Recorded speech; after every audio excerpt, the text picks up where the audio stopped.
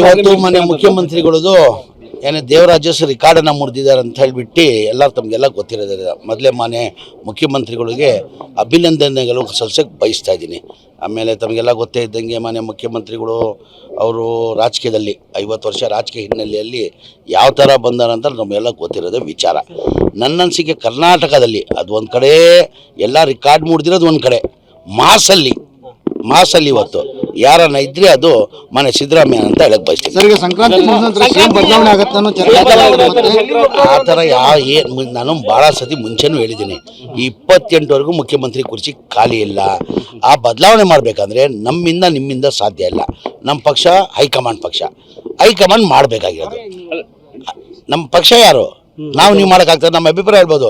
ನಾನೇನು ಅಂತಿದ್ದೀನಿ, ಮನೆ ಸಿದ್ದರಾಮಯ್ಯ ಅವರು 28ವರೆಗೂ ಮನೆ ಸಿದ್ದರಾಮಯ್ಯ ಮುಖ್ಯಮಂತ್ರಿ ಇರ್ತಾರಂತ. ಅದಕ್ಕೆ ಬದಲಾವಣೆ ಮಾಡಬೇಕಾದ್ರೆ ಯಾರು ಮಾಡೋಕ್ಕಾಗ್ತದೆ?